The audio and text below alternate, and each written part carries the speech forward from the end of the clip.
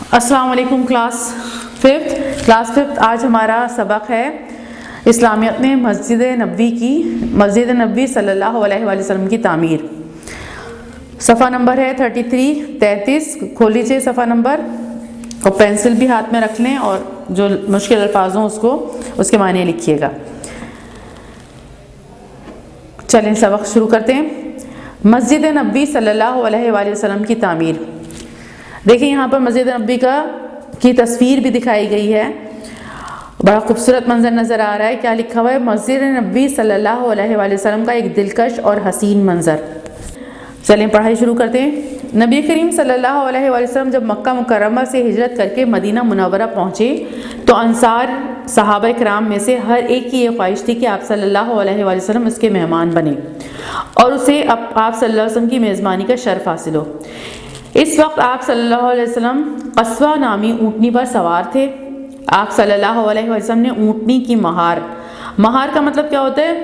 آپ نے دیکھا ہوگا کہ اونٹ کی ناک میں جو ہے وہ ایک ڈوری ڈلی ہوئی ہوتی ہے، اور وہ ڈوری پھر پوری منہ سے ہو کر پیچھے جاتی ہے، اور پیچھے جو ہے وہ جو بیٹھا ہوا ہوتا ہے پیچھے اسے پکڑا ہوا ہوتا ہے، تو وہ کیا کہلاتی ہے؟ نکیل کہلاتی ہے۔ اور جو ناک میں ڈلی ہوتی ہے وہ نکیل کہلاتی ہے، اور پھر اس کے ساتھ ڈوری ہوتی ہے، تو وہ ڈوری وہ رسی جو ہوتی ہے اسے مہار کہتے ہیں۔ تو حضور پاک صلی اللہ علیہ وسلم اونٹی پر بیٹھے ہوئے تھے اور مہار حضور پاک کے ہاتھ میں تھی، اس کی جو رسی تھی حضور پاک کے ہاتھ میں تھی۔ آپ صلی اللہ علیہ وسلم نے اونٹنی کی مہار اس کی گردن پر ڈالتے ہوئے فرمایا، اونٹنی کو چھوڑ دو، یہ اللہ تعالیٰ کی طرف سے مامور ہے، جہاں اونٹنی بیٹھے گی وہاں میرا قیام ہوگا۔ کیونکہ ہر کوئی یہ چاہ رہا تھا کہ حضور پاک صلی اللہ علیہ وآلہ وسلم ہمارے گھر میں ٹھہریں اور ہم جو ہے حضور پاک کی میزبانی کریں، یہ شرف ہمیں حاصل ہو، ہمارے گھر میں برکت ہو، حضور پاک ہمارے پاس آئیں، ہم ان کی خدمت کریں۔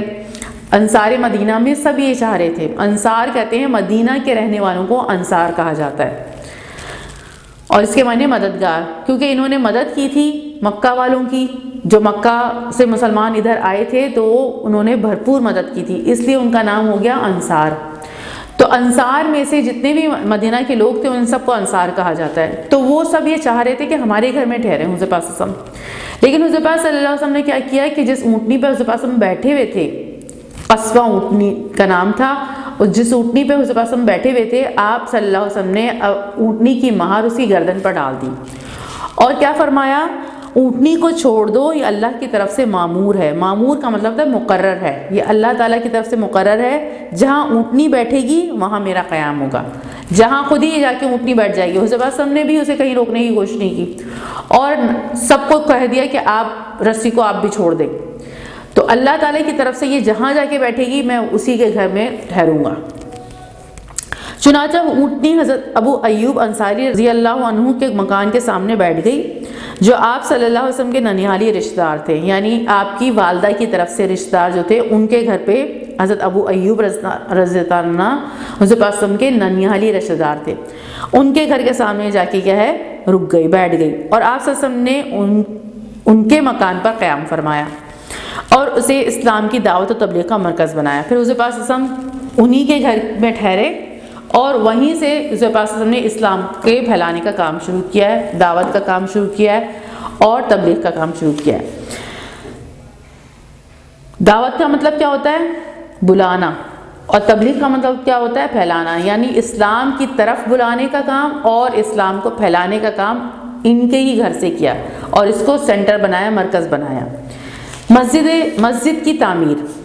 مدینہ منورہ پہنچنے کے بعد سب سے پہلے نبی کریم صلی اللہ علیہ وسلم نے مسجد کی تعمیر کا حکم دیا۔ آپ صلی اللہ علیہ وسلم نے مسجد کے لیے وہ جگہ منتخب کی جہاں اونٹنی بیٹھی تھی۔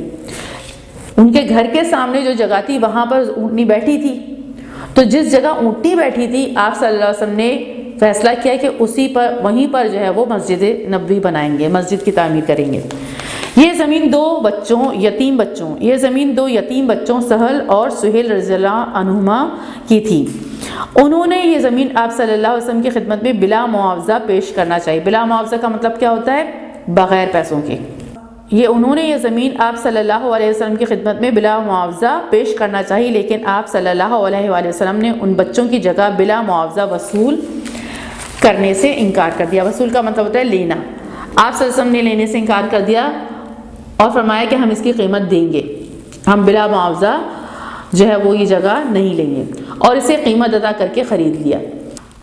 اس زمین کی قیمت حضرت ابوبکر صدیق رضی اللہ عنہ نے ادا کی، رضی اللہ عنہ یہاں پر لکھنا چاہیے، یہاں پر انہوں نے غلطی سے حضور پاک صلی اللہ علیہ وسلم لکھ دیا، یہاں پر آپ رضی اللہ عنہ لکھ لیں، جیسے یہاں پر لکھا ہوا ہے حضرت ابو ایوب انصاری رضی اللہ عنہ کے آگے رضی اللہ عنہ لکھا ہوا ہے، اسی طریقے سے آپ حضرت ابوبکر صدیق رضی اللہ عنہ کے آگے بھی یہی لکھ لیجئے، کیونکہ صلی اللہ علیہ وآلہ وسلم یہ درود ہے یہ صرف حضور پاک صلی اللہ علیہ وسلم کے لیے استعمال ہوتا ہے۔ تو اس زمین کی قیمت حضرت ابوبکر صدیق رضی اللہ عنہ نے ادا کی۔ مسجد کی تعمیر کا کام شروع ہوا تو آپ صلی اللہ علیہ وسلم نے پہلا پتھر اپنے دست مبارک سے نصب کیا۔ اب دست مبارک کا مطلب کیا ہوتا ہے؟ دست کا مطلب ہوتا ہے ہاتھ، اور مبارک تو آپ کو پتا ہے سب سے مبارک و بابرکت ہاتھ کس کے ہیں؟ حضور پاک صلی اللہ علیہ وسلم کے۔ تو پہلا پتھر جو مسجد کی تعمیر کے لیے رکھا وہ حضور پاک صلی اللہ علیہ وسلم نے رکھا۔ نصب کا مطلب ہوتا ہے لگایا، یعنی دیوار کے لیے کھڑا کرنے کے لیے جو پہلا پتھر لگایا وہ حضور پاک صلی اللہ علیہ وسلم نے اپنے دست مبارک سے لگایا، اور صحابہ کرام رضی اللہ عنہم کے ساتھ آپ صلی اللہ علیہ وسلم بھی اینٹ اور پتھر اٹھاتے رہے۔ اب یہ دیکھیے حضور پاک صلی اللہ علیہ وآلہ وسلم بہت پیارے کردار کے مالک تھے۔ حضور پاک صلی اللہ علیہ وآلہ وسلم اس کام میں ان سب کے ساتھ لگے رہے، جبکہ حضور پاک صلی اللہ علیہ وسلم دنیا کی سب سے بلند ترین شخصیت ہیں، اور اللہ تعالیٰ فرماتے ہیں سورہ احزاب میں کہ اللہ تعالیٰ اور فرشتے نبی کریم صلی اللہ علیہ وسلم پر درود و سلام بھیجتے ہیں، اے مومنو تم بھی حضور پاک صلی اللہ علیہ وسلم پر درود و سلام بھیجو، اللہ تعالیٰ خود درود بھیجتے ہیں۔ اتنی بلند شخصیت ہیں حضور پاک صلی اللہ علیہ وسلم، اور وہ اتنے پیارے کردار کے تھے کہ آپ حضور پاک صلی اللہ علیہ وسلم کو پڑھیں گے تو آپ کو خود محبت ہونے لگے گی حضور پاک صلی اللہ علیہ وسلم سے، کہ حضور پاک صلی اللہ علیہ وسلم واقعی کتنے اچھے تھے اور کتنا پیارا کردار تھا۔ آپ صلی اللہ علیہ وسلم ایک جگہ نہیں بیٹھ گئے، آپ صلی اللہ علیہ وسلم کو صحابہ کرام استغنا فرماتے تھے کہ حضور پاک صلی اللہ علیہ وسلم آپ مت کریں، ہم خود کر لیں گے آپ سارے کام۔ تو آپ صلی اللہ علیہ وسلم نے فرمایا کہ نہیں، یہ بات اللہ تعالیٰ کو پسند نہیں ہے، اور مجھے بھی حضور پاک صلی اللہ علیہ وسلم کو بھی پسند نہیں تھی کہ تم لوگ کام کرو اور میں بیٹھا رہوں، اور اللہ تعالیٰ کو بھی بات پسند نہیں ہے کہ ساتھ ہی کام کریں اور جو ہے وہ میں بیٹھا رہوں۔ مسجد کی عمارت نہایت سادہ انداز میں بنائی گئی تھی، دیواریں کچی اینٹوں اور گارے سے بنائی گئیں، ستون اور شہتیر کھجور کے تنوں سے بنائے گئے، چھت پر کھجور کی شاخیں، پتے اور گھاس ڈالا گیا۔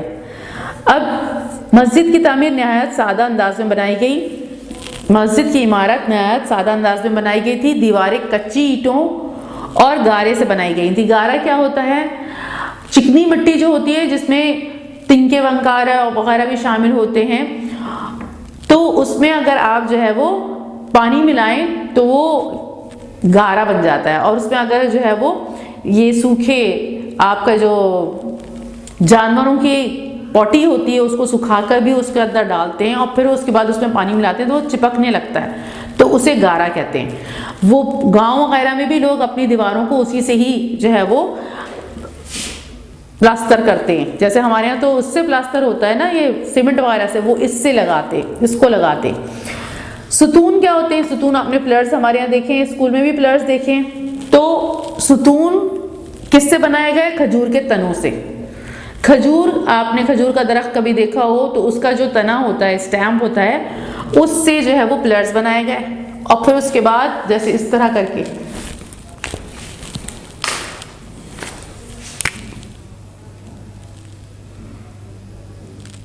ایک پلر یوں لگایا۔ آپ نے دیکھا ہوگا ٹینٹ جب لگاتے ہیں تو کس طرح ٹینٹ کو کھڑا کرتے ہیں نا، جہاں شادی وغیرہ میں ٹینٹ لگا ہوا ہوتا ہے تو اس میں کس طریقے سے بانس لگے ہوئے ہوتے ہیں، اسی طریقے سے انہوں نے لگائے، ایک آگے لگایا، ایک پیچھے لگایا، پھر ایک اور اس طرح لگایا ہوگا، پھر یہ تو اس طرح پلر زمین میں لگائے، ستون بنائے، اور یہ ستون کس کے تھے؟ کھجور کے تنوں کے تھے، اور اس کے اوپر ایک لمبی سی لکڑی لگائی گئی، اسے شہتیر کہتے ہیں۔ یہ جو لمبی لکڑی ہے اسے کیا کہتے ہیں؟ شہتیر، اور یہ کیا کہلاتے ہیں؟ ستون۔ اب اس طرح چھت ڈالی گئی، شہتیر لگایا، لمبی سی لکڑی لگائی اس کے اوپر، اور یہ اس طرح پلرز کھڑی کیے گئے۔ اب یہ چھت کس سے بنائی؟ پھر اس کے اوپر جب لکڑی لگ گئی تو چھت ڈالی گئی، کھجور کی شاخیں، کھجور کی شاخیں اس کے اوپر جو ہے وہ ڈال دی گئی، اس چھت پر کھجور کی شاخیں وغیرہ ڈال دی گئیں اور گھاس اور پتے ڈال دیے گئے۔ اب جیسا سایہ ہو گیا اور نیچے لوگ جو ہے وہ یہاں پر کیا کرتے تھے، نماز وغیرہ پڑھتے تھے۔ تو رفلی میں بتا رہی ہوں، اور مجھے بہت بہترین تو نہیں آئے گی بنانی مسجد، لیکن اس انداز کی سادہ سی مسجد بنائی گئی، اور اس پہ جو چھت ڈالی گئی وہ کھجور کے پتے، کھجور کی شاخیں، پتے اور گھاس وغیرہ ڈالی گئی۔ اور ابتدا میں مسجد کا فرش کچا تھا، کچی زمین تھی اور اسی پہ سب نماز پڑھتے تھے۔ ابتدا میں مسجد کا فرش کچا تھا، بارش کی وجہ سے نمازیوں کو تکلیف ہوتی تھی۔ اب ظاہر ہے جب بارش پڑتی تھی تو اوپر سے ٹپکنے بھی لگتا تھا پانی، تو یہ جو زمین ہے یہ کچی زمین تھی اور یہ گیلی ہو جاتی تھی، تو نمازیوں کو بڑی تکلیف ہوتی تھی۔ بعد میں زمین پر ریت اور چھوٹی چھوٹی کنکریاں بچھا دی گئیں۔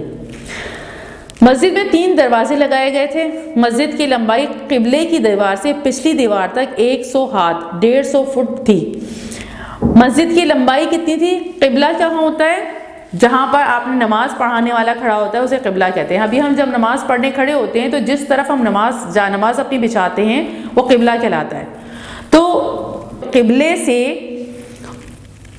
سامنے والی یعنی قبلے کی دیوار سے لے کر پیچھے کی دیوار تک کتنی بڑی تھی یہ مسجد، کتنی لمبائی تھی؟ 100 ہاتھ یعنی 150 فٹ۔ چوڑائی بھی اتنی یا اس سے کچھ کم۔ تو یہ یہاں سے آگے تک جو ہے وہ یہ قبلہ ہوا، یہ قبلہ ہو گیا، یہاں سے پیچھے تک 100 فٹ، اور پھر یہاں سے یہاں تک جو ہے وہ کیا تھا؟ یہاں سے یہاں تک جو ہے 100 ہاتھ، اور یہاں سے یہاں تک کتنی تھی؟ یہاں سے یہاں تک بھی تقریباً اتنی ہی تھی یا اس سے تھوڑی کم۔ مسجد کی بنیاد 3 ہاتھ 4.5 فٹ کے قریب گہری تھی۔ مسجد کی بنیادیں یعنی یہ جہاں پر پلرز گاڑے گئے تھے تو وہ کتنی گہرائی بنائی گئی تھی اس کی؟ 4.5 فٹ یعنی 3 ہاتھ۔ بعد میں جو مسلمانوں کی کثرت ہوتی گئی مسجد میں توسیع کا کام ہوتا گیا۔ توسیع کا مطلب ہوتا ہے پھیلانا۔ اب جب مسلمانوں کی تعداد بڑھتی گئی تو مسجد کی تعمیر بھی خوبصورت سے خوبصورت ہوتی گئی اور مسجد اور بڑی سے بڑی ہوتی گئی۔ اب آپ دیکھیں ٹی وی پہ دیکھیے گا مسجد نبوی کتنی بڑی ہے، بہت بڑی ہے، اس میں بہت سارے لوگ آ سکتے ہیں۔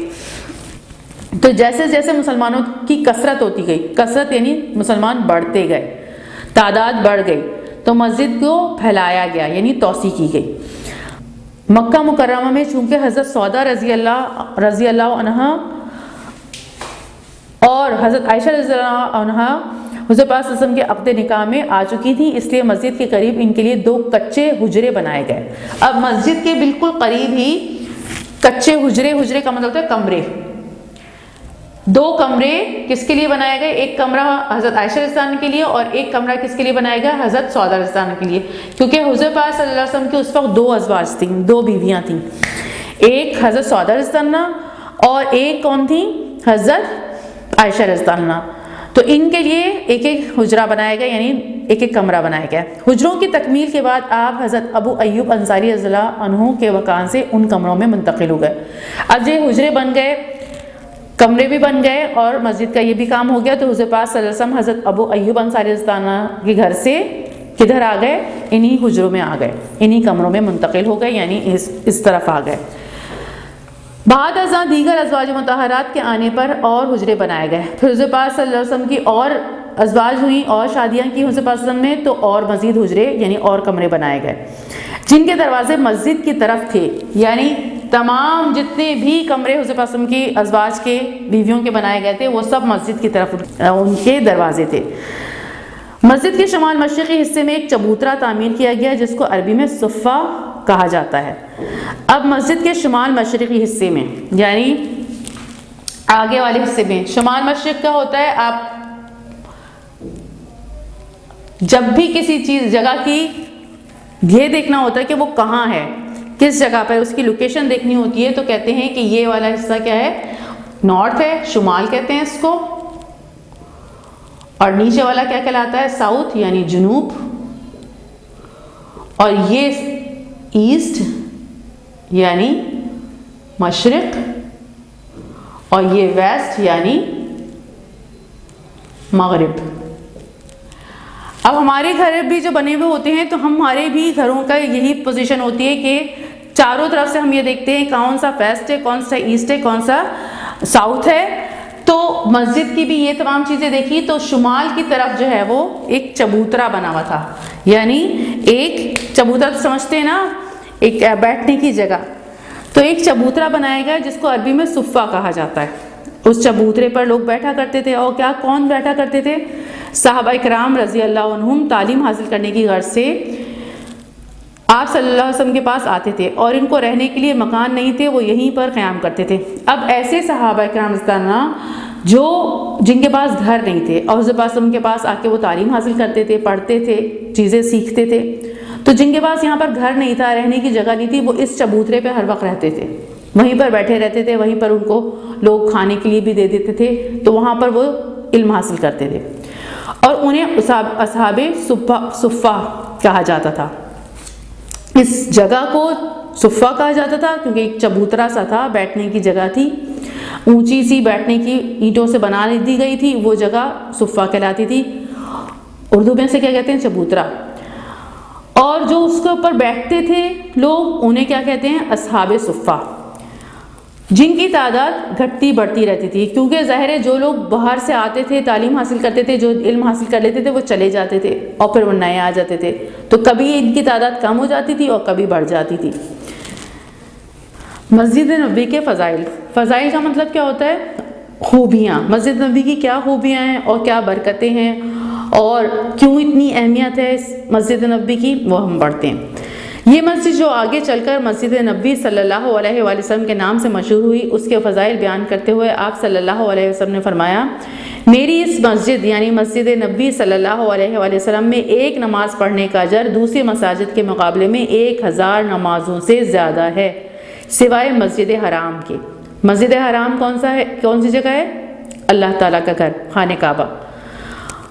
خانہ کعبہ کے سوائے جتنی بھی مسجدیں ہیں دنیا میں، مسجد نبوی میں اگر کوئی نماز پڑھے گا اسے 1000 نمازوں سے زیادہ ثواب ملے گا، اور باقی مساجد میں ایک نماز کا ثواب ملے گا، لیکن مسجد نبوی میں کتنا ملے گا؟ 1000 نمازوں سے زیادہ ثواب ملے گا، اور سوائے مسجد حرام کے، یعنی بیت اللہ میں اس سے زیادہ ثواب ملتا ہے۔ بیت اللہ میں 1 لاکھ نماز ادا کرنے کے برابر ثواب ملتا ہے، اور یہاں پر ایک نماز پڑھنے کا اجر کتنا ہے؟ دوسری مساجد کے مقابلے میں 1000 نمازوں سے زیادہ، یعنی ایک نماز 1000 نمازوں کے برابر ہوگی، اتنا ثواب ملے گا اس مسجد میں ایک نماز اگر ادا کی جائے گی مسجد نبوی صلی اللہ علیہ وسلم میں۔ اور مسجد حرام میں یعنی اللہ تعالیٰ کے گھر میں 1 لاکھ نمازوں کے برابر ہوگی۔ تو یہ فضیلت ہے مسجد نبوی صلی اللہ علیہ وسلم کی۔ مسجد نبوی صلی اللہ علیہ وسلم کی معاشرتی اہمیت یعنی معاشرہ یعنی سوسائٹی میں کیا اہمیت تھی اس وقت مسجد نبوی جو وہاں پر بنی ہوئی تھی، اس وقت لوگ معاشرے میں سب جو ایک ساتھ رہتے تھے، اس میں اس کی کتنی اہمیت تھی وہ پڑھیں گے ہم۔ مسجد نبوی صلی اللہ علیہ وسلم محض ادائے نماز یا عبادت کے لیے نہ تھی، یعنی صرف اور صرف کوئی صرف نماز نہیں پڑھ رہے تھے وہاں پر جا کے، صرف عبادتیں نہیں کرتے تھے، بلکہ سیاسی، معاشرتی اور مذہبی سرگرمیوں کا مرکز بھی تھی۔ یعنی وہاں پر سیاسی باتیں بھی ہوتی تھیں۔ سیاسی باتیں کیا ہوتی ہیں؟ آپ نے دیکھا ہوگا ٹی وی پہ عمران خان اپنے جو ہے وہ آپ نے دیکھا ہوگا کہ سارے کے سارے ایک جگہ بیٹھے ہوئے ہوتے ہیں، وہاں پر اسمبلی میں سب بیٹھے ہوئے ہوتے ہیں، تمام منسٹرز بیٹھے ہوئے ہوتے ہیں، تو وہاں سیاسی باتیں ہو رہی ہوتی ہیں، کیسے دوسرے ممالک سے ہمارے تعلقات ہوں گے، ہمیں پاکستان کو کیسے چلانا ہے، تو یہ ساری سیاسی باتیں ہو رہی ہوتی ہیں۔ تو یہ ساری سیاسی باتیں بھی کہ ہمیں مدینہ کو کیسے لے کر چلنا ہے، مکے والوں سے کیسے ڈیلنگ کرنی ہے، کس طرح جنگی کام، کس طرح جو ہے وہ دوسرے علاقوں سے ہمارے تعلقات ہوں گے، دوسرے قبیلوں سے کیسے تعلقات ہونے چاہیے، یہ سیاسی معاملات بھی وہی مسجد نبوی میں طے ہوتے تھے۔ معاشی معاملات بھی وہیں طے ہوتے تھے۔ معاشی کا مطلب ہوتا ہے یعنی کھانے کمانے کا کیا طریقہ ہونا چاہیے، اس پر سارا ڈسکشن وہیں ہوتا تھا۔ حضرت پاک بتاتے تھے کہ کون سا کام حرام ہے اور کون سا کام حلال ہے، اور سود حرام ہے، یہ ساری باتیں وہاں پر ہوتی تھی، اور کس طریقے سے جو ہے وہ کمانا چاہیے اور کیا کرنا چاہیے۔ اس کے علاوہ وہاں پر یہ مسجد کے بعد نمازیں وغیرہ ادا کرنے کے بعد بھی لوگ جو ہے وہ کاروبار کرتے تھے، وہاں پر ہی جو ہے وہ اپنی چیزیں بھی بیچتے تھے باہر نکل کے۔ مسجد نماز ادا کرنے کے بعد جو وہاں پر جگہ تھی وہاں پر یہ سارا کام بھی ہو رہا ہوتا تھا۔ معاشرتی حیثیت بھی تھی، یعنی تمام آپس کے جو مسئلے مسائل تھے، کسی نے کسی کے ساتھ زیادتی کر دی ہے، کسی نے کسی کی چوری کر لی ہے، یہ سارے مسئلے بھی مسائل بھی معاشرتی مسائل بھی وہیں حل ہوتے تھے۔ اور جس نے جس کے ساتھ جو زیادتی کی ہے حضور پاک صلی اللہ علیہ وسلم وہیں پر جو ہے وہ عدالتی کام بھی وہیں پر ہوتا تھا۔ حضور پاک صلی اللہ علیہ وسلم وہیں پر فیصلہ کرتے تھے کہ کس کے ساتھ کس کو کیا سزا دی جائے گی اور کس کے ساتھ کس نے کیا کیا ہے۔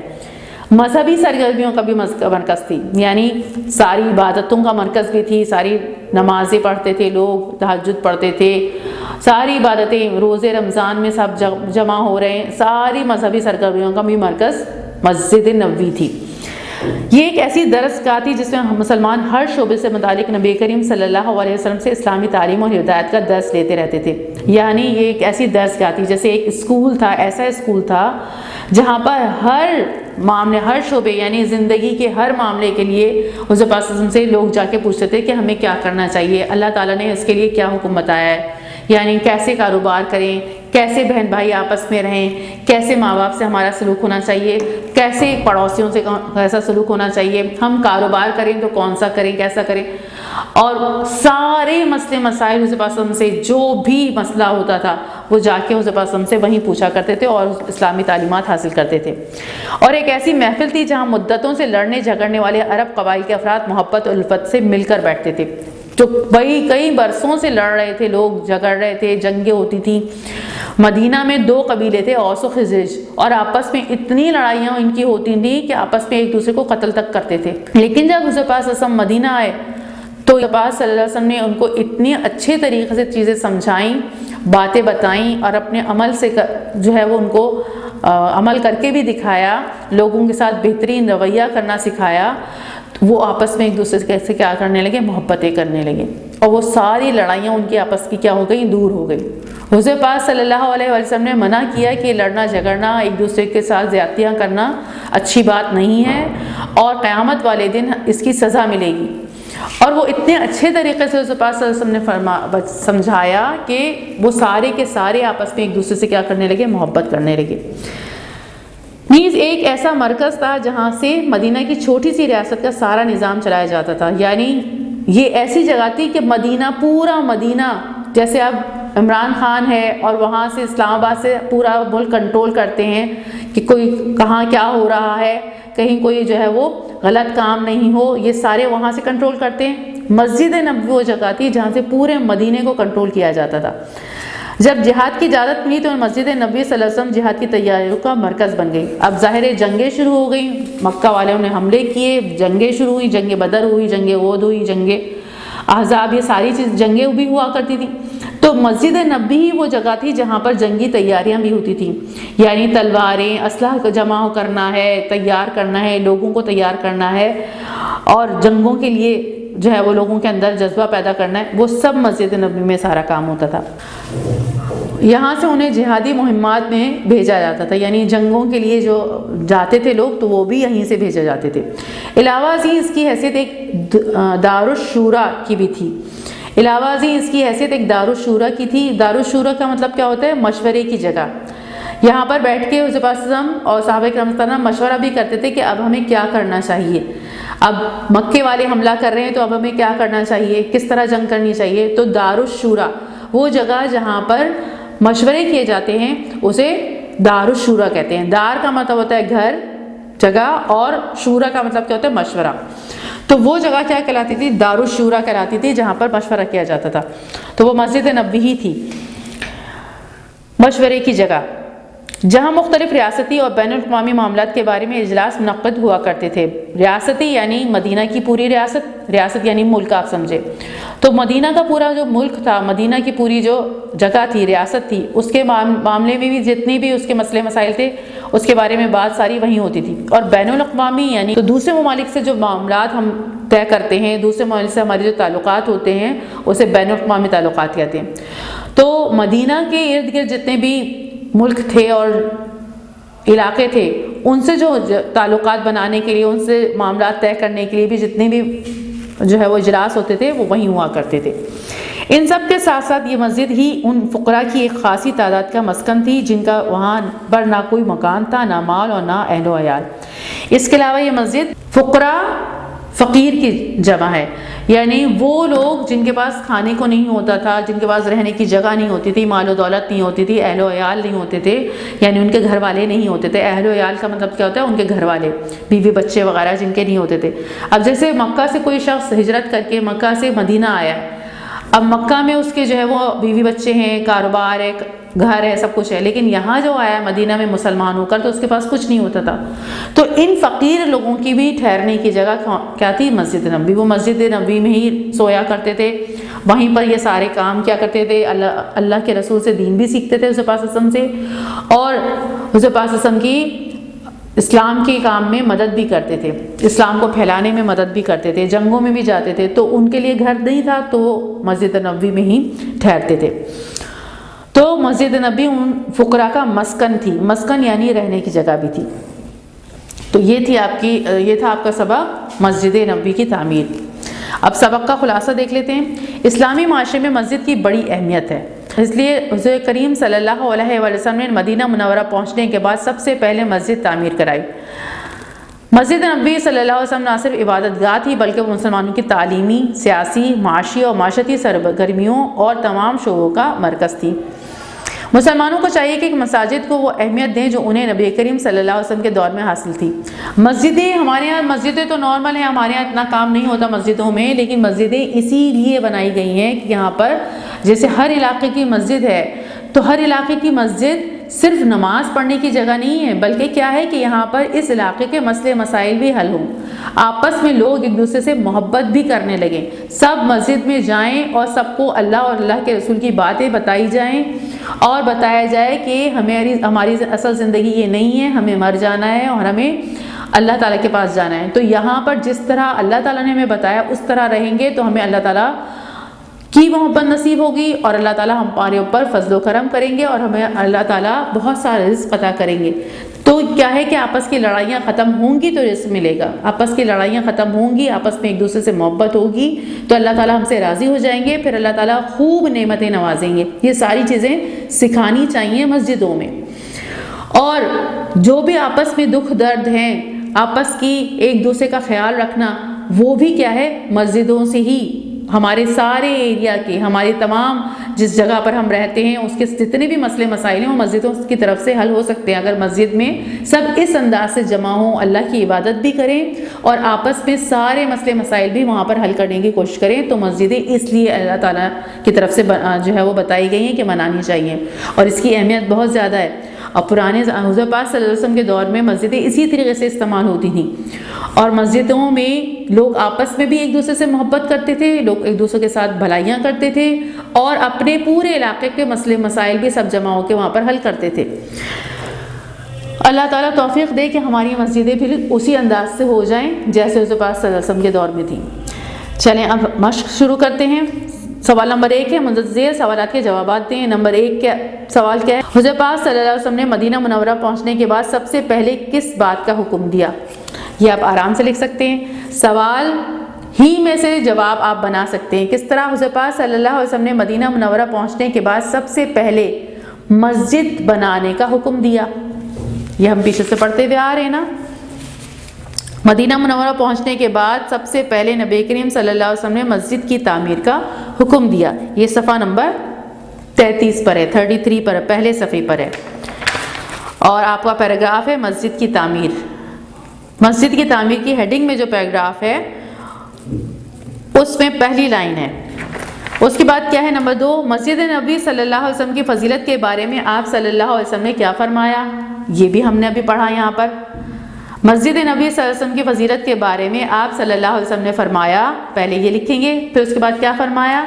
آپ مسجد نبوی صلی اللہ علیہ وسلم کے فضائل میں دیکھیے کیا لکھا ہے۔